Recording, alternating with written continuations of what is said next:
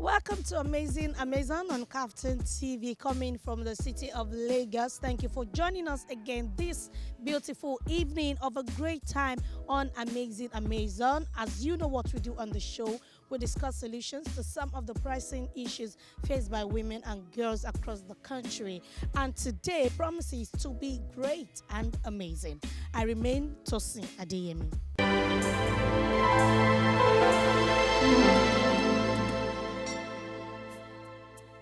According to U.S. Department of Labor, 70% of mothers with children under 18 participate in the labor force. Now, over 75% of women also are fully employed. Today, in our modern societies, women are stepping out and having a career, managing home as well, being financially independent. Now, the question to ask is, how can a woman balance the role of being a woman, a mother, and a career woman? So today we shall be discussing the topic which says navigating motherhood and career. How can we strike a balance? Now I have a guest who is a compere, a traditional wedding compere, and also a mother. How has she been able to strike a balance between her career and also motherhood? So she is Akintola Oluremi, popularly known as Senior Alaga of Nigeria. So join me on the interview segment.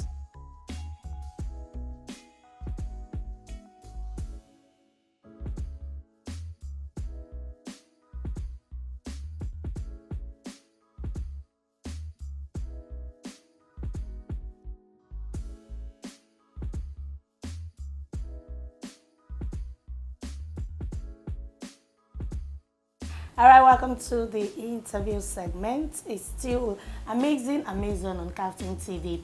And today promises to be really great and amazing because we are going to learn a lot today. We shall be discussing navigating career and motherhood. And I have with me a traditional wedding compere. She is passionate about raising and empowering women.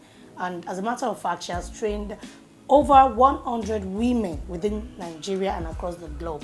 She is a wife, a mother, and a mentor.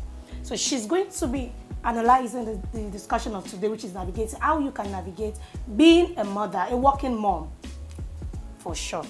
All right, in person of Oluremi Akintola Samuel, popularly known as Senior Alaga of Nigeria. Respect. It's so nice to have you. Thank you for having me. You're looking really, really stunning. You're looking like under 16. Really. So nice to have you. Thank you for having us. Thank you for having me. All right, so I want to ask some questions about you personally before going into the discussion of today. I believe looking at being a mom and your career as Alaga being your profession is what we're going to be discussing today. How we can balance those two. But I want to ask you, you've been doing this for how long now? Wow, I always tell people that I've been doing this for my mother's womb. Yes. How was that? Yes, because my mother carries me. My mother takes me for all of our events, and then of course I've always known the Alaga work and the Alaga industry. So I always tell people that for my mother's womb, because when she was pregnant with me, she was in Alaga. Okay. And then she gave birth to me. She still does. So can we say it's a family business? Yeah, like you can say that it's a second generational business. Yes. Really? Yes. So looking at the fact that your mom is right now is a compere. Is it that it was through her that you learned it, that you had passion for it, yes, or she forced you into it? No, she didn't force me into it. But it was something I just saw that it came freely, because we were used to always, going out with her. At that time, my mom was in paid employment. She was working with the state government. And then so as a teacher, so whenever she's done with her teaching line, is that we go home for rehearsals where our proteges come and then they rehearse, or we go for an event. So I knew that kind of circle, growing up. So that was like a trend I followed. And as at the time, I did my first degree in mass communication, and I felt that this is also part of mass communication. It's also, a way of expressing my gifts and talents, and I just felt that okay, it's something I can do with it. In fact, all of us effortlessly, all of us, my other siblings too, everybody. There's no, I don't think there's any Alaga song that you will not know in my house. I don't think there's anything that has to do with Alaga that you don't know in my house, because it's something that it wasn't as if my mom forced it on us, but we saw her doing all these things, and unconsciously we just fell in love with it. So your mom passed it to all her children? Yes, but it's just two of us that are passionate about it. Others are professionals in other industries. In other areas? Yes. But this is what you do? Yes, this is what I do. So I actually wanted to ask that, is this related to your course of study? But you just said that you studied mass communication. Yes. Now I want to ask you about this being Alaga, traditional wedding compare. How do you get familiarized with tribes? You know, this job requires you traveling all over the states, across, it might be where the eastern part, the northern part. How do you get yourself familiarized with all of their tribes? You know, whenever there is a traditional wedding, you sing their songs, sing their oriki. How do you get used to all of those things? Okay, I'll say that, like I said earlier on, my background in mass communication really helped me. Okay. One of the courses I did in my diploma level before I did my first degree in mass communication was studying names, hometowns, and all those, pedigrees and all the rest. So those, kind of study at that time gave me like a wide knowledge into families, family history and all the rest. So, and then before now, like I said earlier on, that my mom had always seen, there's some names that I know that are just common to me that I know. I know that, okay, I've always heard this name and I know that this family, And then even on the job, you learn all those things. You learn, it's just like saying that as a medical student now, you want to learn about medications. You want to learn about, so you learn about hometowns, you learn about people's dialects, greetings, especially, So, and then one of my major strengths when I started was doing cross-cultural weddings. Okay. Yeah, because growing up, I grew up among Igbos and Akwa Ibom. People call them Calabar and everything. So I knew those two hometowns very well. So when a lot of people are not able to differentiate between the Igbos and then the Akwa Ibom. Some people just say all of them are Igbos. No, I know the difference between them. And then when there was how would I call it now? Difference also between Edos and the Delta. So I understand all these cross-cultural weddings. I like them. I studied them. I learned their music, So it's something that I always look forward to doing, because you always research. And then you always research about families, and then the peculiarity in families also, there's a lot of things peculiar to some families. Yes. So we learn on the job. Wow. Now, I want to ask you, have there been any time that maybe you are being called upon to cover a particular event that you are not familiar with that tribe at all? Yes. How were you able to? How do you handle such? Like I said earlier, we do research. Okay. In fact, now it's easier now. Back in the day, sometimes you have to travel to those places. Even when they are not having their events in their hometown, when they're having their events, maybe here in Lagos, or maybe they're having it maybe in Ibadan, but they are from this particular. I travel, to learn a lot of things. And then I remember when I was doing my youth service, I served in Maiduguri. Okay. So sometimes I travel around all of these places. I remember somebody was saying that, but it's not as if you are doing a project in research, or why do you go all out? And I said, it's because of the peculiarity of my job. So sometimes, it's not even every time.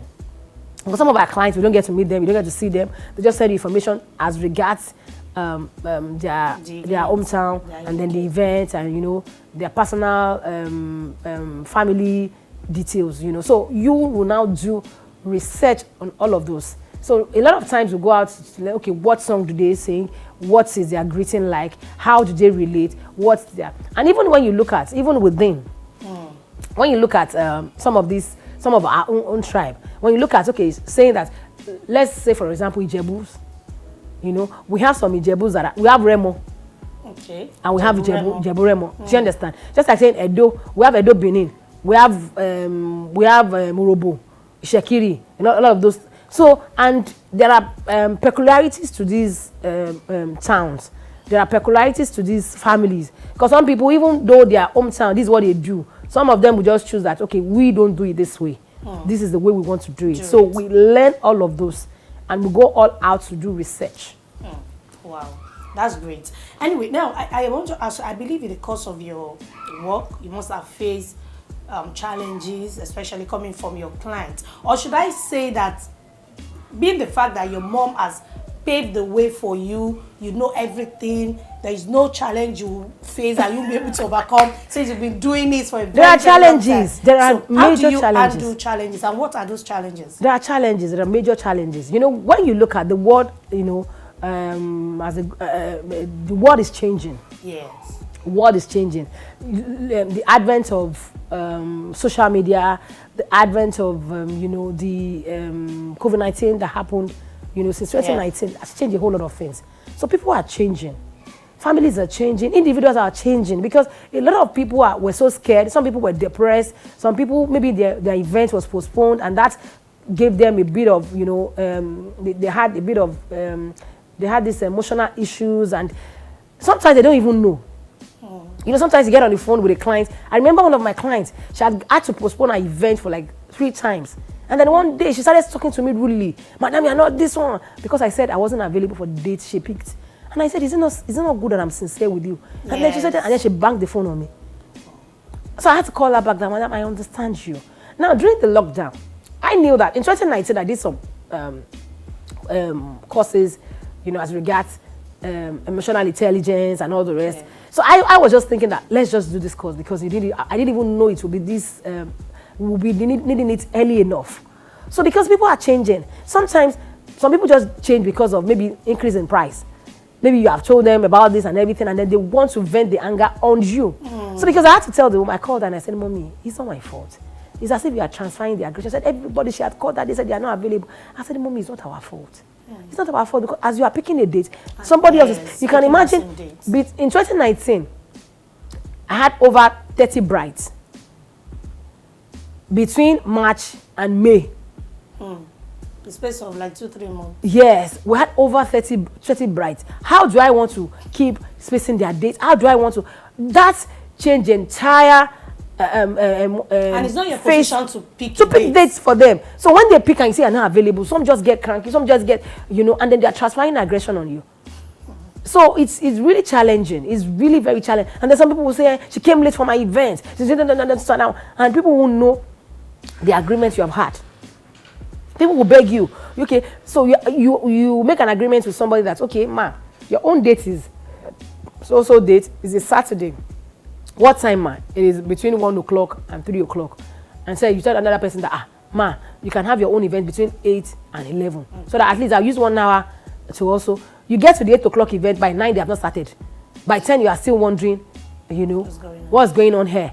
And then, so all of those things are pressure. And so if you don't know how to handle pressure, you just feel like, I don't want to be in this situation and everything. But thank God for preparation. Although we didn't even know it would be this fast. But then we were preparing for a lot of things, you know, handling people, and then some people in between the space of the lockdown, changing dates, they lost their loved ones. And that place cannot be, you know, sometimes some people still feel. I remember a client was just, she was all teary. She was, you know, we had to like make sure that, okay, you don't sing any song that is very emotional. You don't do anything that is very. So some people will say, I saw you at so event. You were so this. You didn't even do like, you know, you didn't know. You don't know what those family are going through. You don't know what you have discussed about the family. You don't know what even the other guy is going through. Exactly. Do you understand? So a lot of times things are changing, and these are difficulties, you know, on the job. Really, I can really imagine what you would face, especially during the lockdown. People picking dates, because I believe the lockdown started somewhere around last week of March. It started March 22nd. I will never forget. Because on the 2nd, I was supposed to have an event. I was supposed to have 2 events. It was a Sunday. So what happened? I was supposed to have 2 events on a Sunday. This bride came in from the UK. Wow. So how were you able to sort that? So we had the event a year and 2 months after. We had the event from 2020. We moved it to 2021. In fact, it was more than a year. It was more than a year because eventually we had the job maybe October or November. There were two brides. One was supposed to be for between 12 and 2 p.m. And then the other one was supposed to be for 2 p.m. and 4 p.m. So I had 2 brides So I will never forget that date. It started March 22nd, and and I was just looking at him like that. I don't know. Some will have to do Zoom. Some will have to do Zoom wedding. We have to do a lot of disruptions happened. I can imagine that. Now, looking at the fact that your work, what you do, takes you around the 36 states and even outside the country. How, and you're a wife, you're a mother. How have you been able to cope with being, especially traveling, especially? At some point I had to, in fact, I think since the lockdown, I had to restrict my traveling. In fact, something happened. During the NSAS protest, I had this bride who had been, there, and then she was like, my event, and it was outside Lagos, it was far away. I don't want to mention the location so that it won't be as safe. And we had this event, when we were going, there was nothing. On our way back, we were almost killed.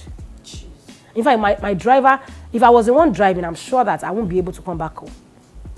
We saw people shooting, people using machetes to cutlass. We saw a lot of things as in, we're like, God. And we didn't even know anywhere around town. We didn't even know anywhere around town to say, okay, we want to talk to this person and everything. And I was just like, my family. What's going to happen to me and everything. So a lot of times I just look at it like, as far as I'm concerned, it's not even worth my time anymore. Because I remember, till now, the bride didn't even call me that, thank you for coming to do this particular event. And what people will say that is that they've paid you. As in, it was just God. They don't care about your welfare, whether you got home safely or not. Till tomorrow, they didn't even ask me. They didn't even send me a text that, hope you got home safely and everything. And this was somebody I felt that, somebody likes my job and everything. So I have this, people know me. If you have to take me to a place where I can't fly, that's one, I can't even come. Because it is more, that day, it was just that was the day I knew that it was just a thin line between life and death. I saw people, we saw the video of, because there was a particular video that was trending, somebody that was tapped. We were seeing that person. Thank God, because I just knew it was God that, orchestrated that, because the way our driver turned, we were turning, as we were going into the hands of other people that hijacked the protest. It was a peaceful protest because we saw it when we were going on the day before. So when we were coming back, and then hoodlums were everywhere, and then we were like, is this a movie or something? So, and we saw the video trending later on in the day, but I just thank God that I got back home safely that day. I can imagine, they would say, okay, where is mommy? Mommy is coming. God forbid.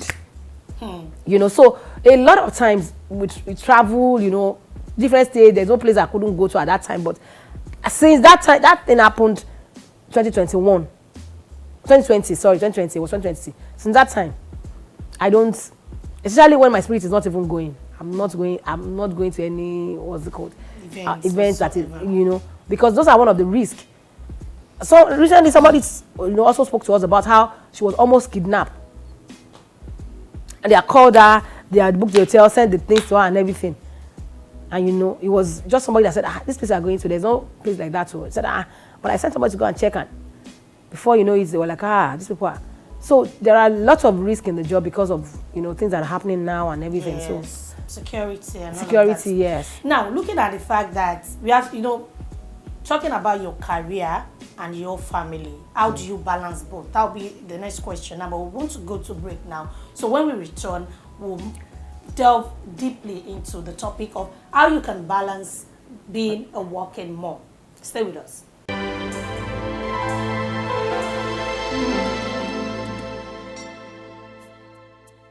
All right, welcome back. It's still the interview segment, and I have been having a nice chit chat with Oluremi Akintola, popularly known as Senior Alaga of Nigeria. She's a traditional wedding compere.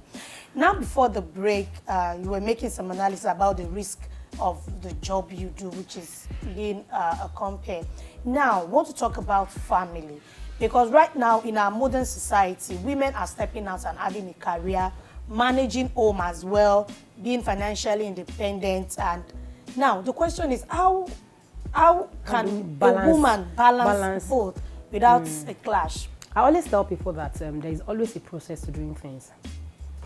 So I give a very logical example. It's just like saying I want to prepare moi moi. There are different types of mama. Some people say, Momo well, mama Ilewe. You have mama Onilano. You have mama Alagolo. Sorry for those non-speaking Yoruba people. You know, so the mama in nylon. Nylon. The mama in people use foil now to do mama. Yes. People use tin. Milk tin to do mama. You know, depending on the one you want. So I always tell people that depending on the kind of family you want. Now, growing up, like I said, I saw a lot of things. I saw how my mom was able to, you know, cope with career and then family and then responsibilities, because I saw her in different spheres, leading in different spheres, and I saw how she was able to pull all of those together. I always tell people that the earlier the better. The earlier you know what you are doing, the better. If you're saying that, oh, I want to wait till I have millions in my account, till I make a name, till I do this one before I get married, it will only become more difficult, because things are not getting lesser. Things are not getting cheaper. Things are getting more expensive by the day. So how can you all do, help match career and then family? Yes. Number one thing is that you must set your priorities right. I always tell people that if you know that you cannot submit, in fact, I always tell, in counseling, I tell people that it's not just about submitting to the husband. Sometimes you submit to the children also. Because they tell you, mommy, I want this, mommy, I want that. And then it's not convenient for you, but you have to do. It is not convenient for you. You have to. So, and it starts from the early stage, the pregnancy stage. It's not always convenient, you know, to motherhood. So the truth about the matter is a lot of people don't want to go through the process. And if you don't go through the process, you can't get the desired result. So if you don't go through the process of wrapping mama elewe inside the way, you cannot get a taste of mama elewe. You cannot expect to do line up moi and get mama elewe taste. It's not possible. No. So if you have set your priorities right, it's just like we have different responsibilities every day. There are a lot of singles out there who are scared, like, here, how do you do it as a married woman? Then this one responsibility and this and that. And then some people have the idea, they have this idea that once you become married, your career will be affected, your career ends, and everything. The career of a woman ends in the kitchen. It's a total lie.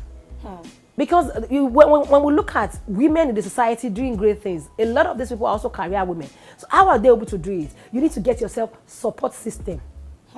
Support system. In the days of our moms, in the days of our own mothers too, they had different support system. Those back in the days, it was, you know, communal efforts. People would say, I'm going to so place. So okay, mommy, this one, since she's selling something, she has the time, so she will help me watch over my children. But now everybody is facing their business. So you are. It's now onus on you to get your own support system. How do I want to do it? Okay, I know that. Okay, my job is 9 to 5. How can I get a school for my children that will engage them, and that it will not affect them? You know, between that 9 and 5. And then I know that once it is 5, anything I'm doing, I've closed for the day. And then by 5, I know that I attend to my family till like evening. But a lot of people don't. A lot of people see the risk before seeing the benefits. A lot of people look at, from just like saying that, when you ask people that are billionaires, millionaires, what they've gone through, they've taken risk. It's even a risk to do business. Life itself is a risk. Yeah. So if you feel that, because you want to keep your career, that's why you don't want to be under any man, that's why you don't want to get married, or you want to quit you can't even quit. I always tell people that it is laziness that make a lot of people say that, I want to have my time to myself. And a lot of people feel that entrepreneurship is more, is time, gives more time than being a 9 to 5 mom. It doesn't work that way. Because as an entrepreneur, sometimes you work all around the clock. So when you set your priorities right, then you will know that, okay, I need this support system. What are parts of support system? Maybe for some people, you don't like having housemates. You need support system. You can have a housekeeper. You can have a nanny. Those are support system. So those people will help you while they are doing their job. You are also concentrating on your own job. I'm here now. Somebody is at home, doing some things and then making sure that this and this and this is done. There's somebody monitoring. Once that person is done, she's closed for the day, and then she's back in her own house. She's earning, I'm also earning. So there's nothing disturbing anybody. But because people don't set their priorities right, their support system is not every time you must be in the kitchen. There are people that their duty, their work is to cook soup. It's for dinner to be ready. This is for lunch to be ready, for breakfast to be ready. So some people will help you to do all of that. And then the only thing you need to do is maybe just do a bit of, you are boiling rice, or you are making swallow, or you are doing any other thing. But they have helped you. They have helped you in doing all of those. So a lot of people don't know that the more you get the support system, the more you grow. So if you are saying that, oh, you don't want to have a family, or you want to be on your own, you want to be. So how do you? Then you are ready to be a full-time. You are ready to be full-time housewife. If he's not even full-time housewives now. That's some of those people, you see them, they are having a marital affairs. Because the way the world is even going, it's not even in Nigeria. Everything is, becoming expensive every day. So you need to have something you're doing. And what you're doing, you're supposed to be committed to it, so that it will not affect anything. I saw my mom growing up, I saw her do a whole lot of things. I remember my immediate younger sister, when my mom was pregnant of my immediate younger sister, I remember how she will be going, she will still have her lectures, she will still have this one, she will still go for events. When my mom had my brother, she went for an event. It was from the event she was feeling, and we're looking at her like, we don't even know that she was really pregnant because, her tummy wasn't. Okay. It was from the event. So that has been modeled to me. So I can't afford to say that I want to be a housewife. So a lot of times I always also encourage women, because as you are raising the children, and then in the era that we have now, children are not listening to you. They are watching you. They are watching, exactly. So it is what you do. When mommy says that, oh, I'm busy, they look at mom, you are busy watching movies. And your job is not to watch movies. You are not the one subtitling a movie. And you're watching movies. And they see mommy sit with African Magic from morning till evening. They say that, okay, then it's only that go to work and daddy comes back, and then mommy is angry with that daddy, you didn't give me money. They are seeing it. They are picking it. Even when you're not doing it right in front of them, they are picking it. So in future, when you're now thinking that, why is this guy not doing this? It is what you have programmed them with. Exactly. Because age 0 to 5, age 0 to 7, you are still programming those children. And it's what they see you with. It is, even if you are selling water, once they know that this water you are selling, you have placed priority on it, they will also do it. So I always encourage women, don't feel that, oh, you want to give up your career because of children. I don't believe that. My mom raised us, we were 6 girls and a boy. And in fact, when she did her retirement party, after she retired, she has now opened a whole lot of things, a school, and still empowering women. So where will I say because I have how many?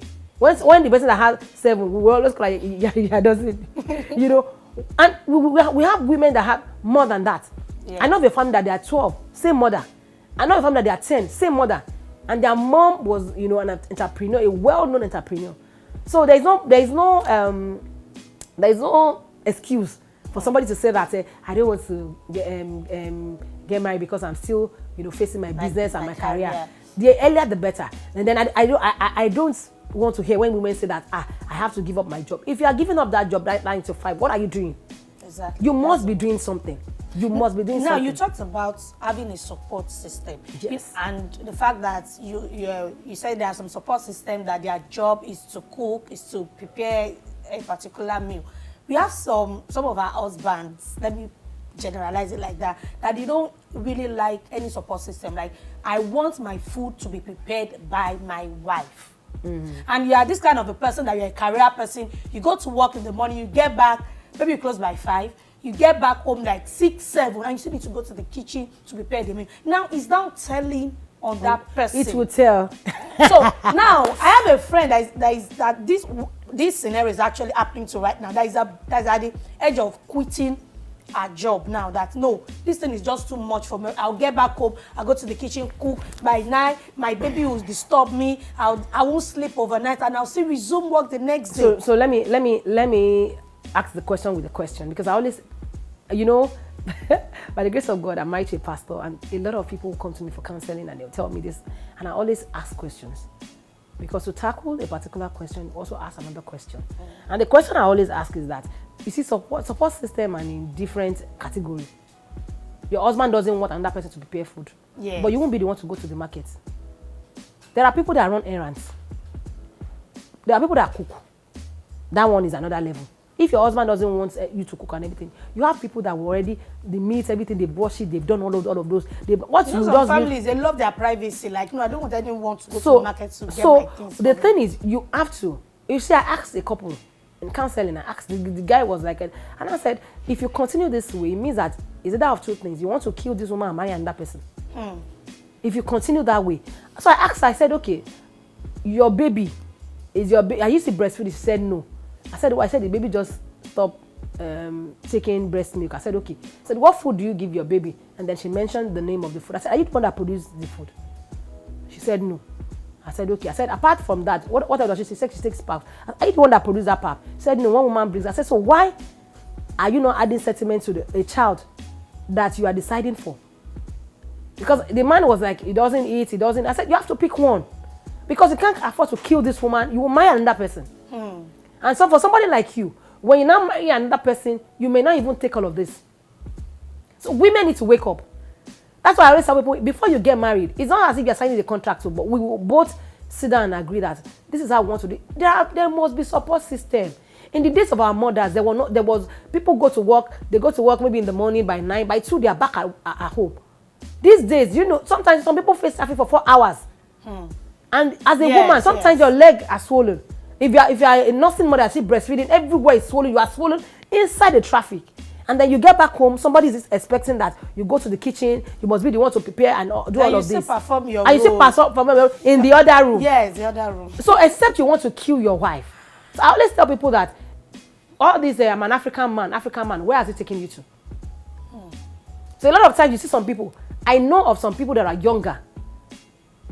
Some people are not even up to 30. And then you see them and you're wondering, what's happening to you? What exactly is happening to you? Why are you like this?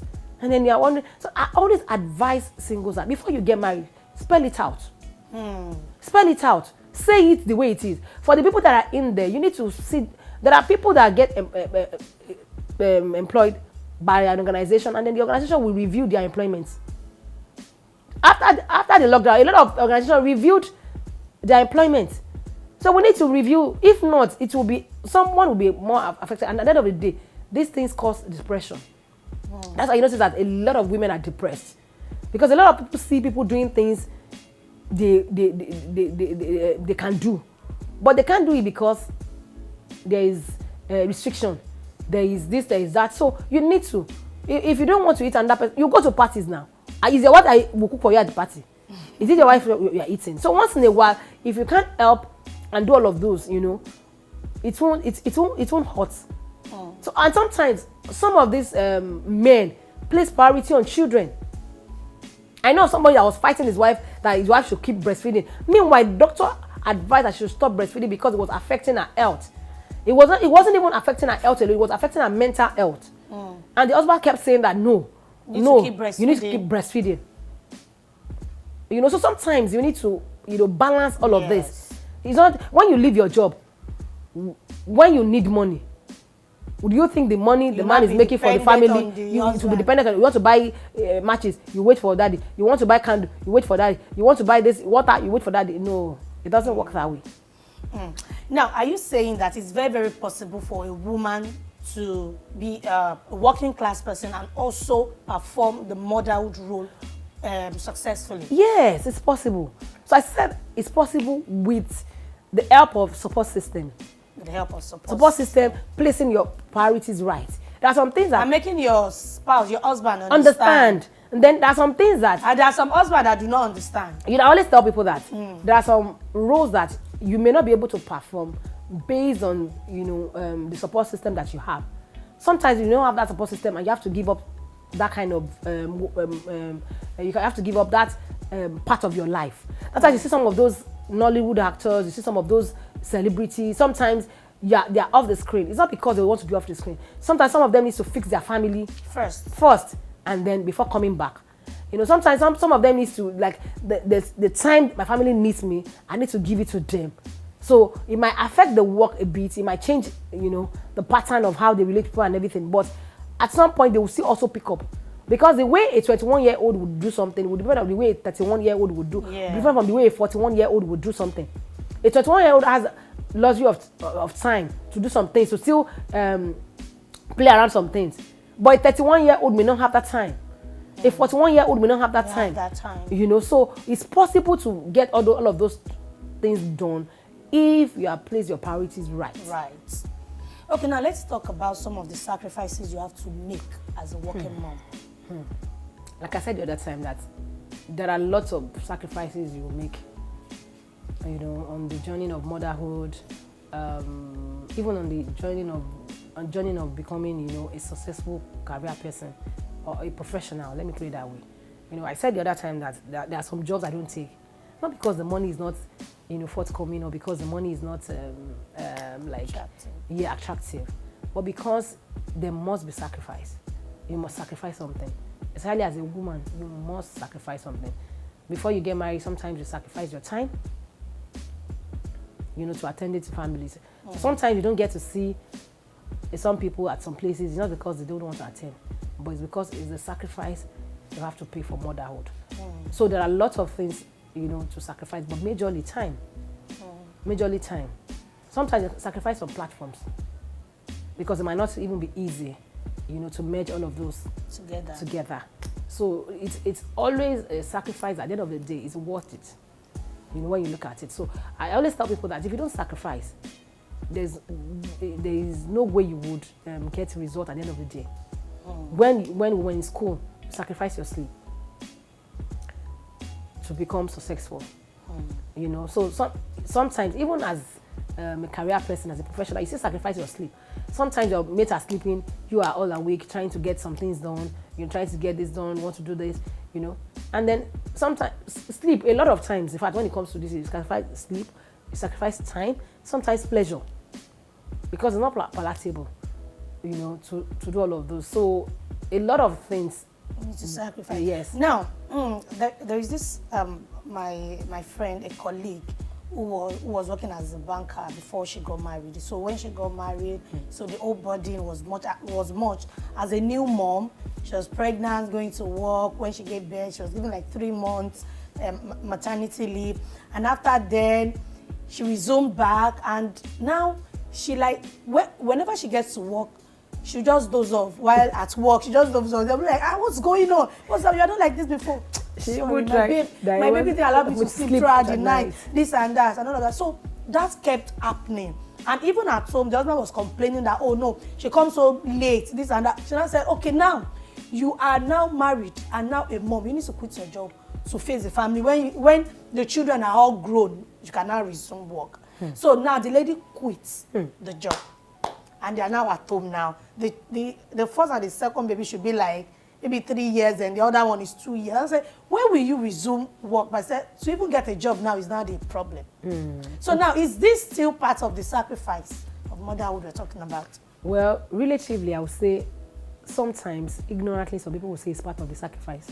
But as far as I'm concerned, it's ignorance. I'll quote the Bible because that has been my own foundation. The Bible says that if the foundation be destroyed, what can the righteous do? So how is this foundation being laid? I always tell a lot of singles that I know, especially the ones that I'm opportune to mentor, that these are some things you factor in before you get married. Some people don't even think about this. You see a girl, she's even with her parents, maybe in the Ikoyi, and then she's in love with a guy who is in the Ikorodu. And then she works in VI. And then she gets married, everybody's expecting her to come to Ikorodu. And then she's going from Ikorodu to Ikoyi. She will break down. It's a normal thing, she will break down. One of the things I feel that a lot of people don't literally plan for is marriage and motherhood. And it's not just motherhood, parenthood. Because it's both ways. Yes. A lot of times, men don't sacrifice. Why can't a man to sacrifice? That okay, you be the nursing father. Being the breadwinner of the family. Nursing father. In fact, there was one very, very pathetic one that I heard that the guy was earning maybe like 100K. The lady was earning like 650K. And then the guy said the lady should sacrifice the job. What? So you can imagine that. So, but because it wasn't well planned when they were about to get married. So a lot of times I always tell singles, But that's not even wise enough. Looking at the income of the wife and the husband. So for some people, it's their ego. Some men just feel that I must marry somebody who is high. I can literally count in my hands. I know of like 5 people that I know that it was as if marriage just brought them from up like this down, and that's the end of their life. And it should not be. We have seen people, we have seen women who after they got married, they had so many businesses and they are still in their place of employment. So it wasn't, I always tell people that marriage didn't affect anything about me because we had it all planned out. So a lot of people don't plan it. They don't plan parenthood. It's only motherhood they expect the woman to plan. And unfortunately, nobody prepares a woman for motherhood. Nobody. Mother will just say, you have to do. Nobody, as it were. Nobody will tell you that the man will be snoring. And then you won't be able to sleep. Nobody. Nobody will tell you that, oh, until the baby sleeps, that's when you can sleep. Maybe, perhaps, some people would have a rethink. Like, okay, let's now plan it too. No, we must have this in place, we must have this support system, we must have the support system. You see some women, in fact, sometimes some people are lucky is after childbirth. That's why you see some people have postpartum depression. That's why they are depressed after giving birth. Have you ever seen a man depressed after giving birth? Never. Most times, even when they give birth, when they say somebody ran away, it's the man that will run away for the bills and everything. And he's the one that deposited the babies, you know. So a lot of times I feel that people actually underrate this topic. You know, the people don't talk about it. Like before you get married, talk about parenthood. Nobody talks about fatherhood. It's motherhood. When you see it's motherhood. Nobody sees anybody out to tell you that, okay, this is how you have to plan your life. If you know that you want to get married at a certain point, okay, this is what you need to do. If you have to parent, if you are going into parent, this is what you need to do. You need to be conscious of your life. Your baby picks whatever you do from the womb. Even from before you give birth, before they come to the... So nobody prepares anybody for this as it were. Now, talking of responsibilities, I believe it takes two to make a baby. Is it the society or our culture, or I don't really know, that makes it look as if it's only the woman that should take the larger burden of taking care of the children? Unfortunately, it's the African culture. Because in the Western world, it doesn't... You know how when people relocate, it's as if they reset their brain. Because over there, they know the value of motherhood, womanhood. So it is always like it's a woman's world out there. But in the African setting, especially the African men, a lot of people don't consider all of this. They believe that the responsibility must be on the woman. The woman. You know, of course, women are supposed to be support system. Of course, the woman is supposed to support. You know, people will say that God created the woman to complete the man and everything. Yes, we know. But the man also is supposed to be the father. Yes, to assist. To assist in doing something. Somebody was telling me that her husband has never helped her to do any house chores. You can imagine. And that's how some people were raised. You raise the boys, you say, okay, the boys should not wash plates, the boys should not do all the house chores. It's a woman's job. And then you expect that kind of person to become a good father, a good husband to his wife. No. So all of those things are foundational issues. And that's why I always tell people that before you get married, don't say because you just like the guy, you want to elope with the guy, you want to know. Remember, you are going to make another family. And that family is going to make another family. And then you are reproducing whatever it is. The values you share with that person, the things you think you know about that person, you will pass it on. And that's why we are where we are today. I always tell people that imagine if people raise their children well in a civil society, you won't have all of this problem. If every child is disciplined, everybody will know that, okay, when we get to a queue, you don't jump the queue. When we get here, if this is for 10 people, it's for 10 people. Nobody is costing for any other extra person. If you're supposed to register at a particular date, you register and make sure that you are doing it at the right time.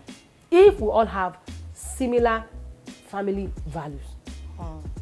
All right, thank you so much for that analysis. And I believe that everyone watching us has learned one or two things. Now, I want to ask this question on behalf of every young lady or married.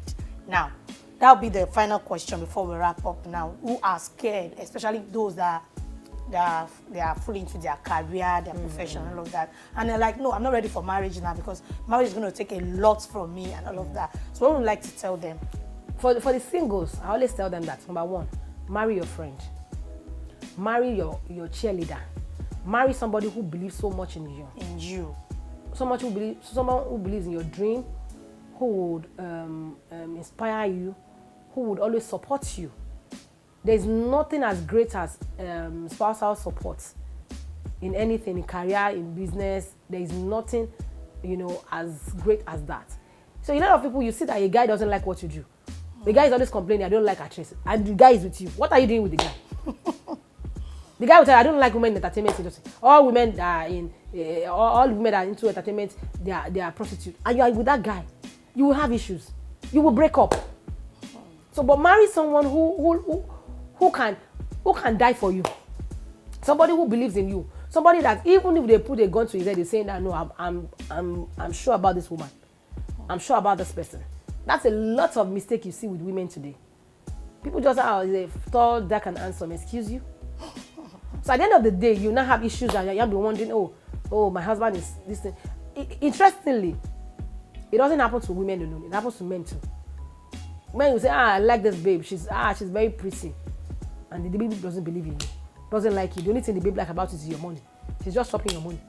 And then maybe coincidentally, pregnancy happened and then you are married and then you are.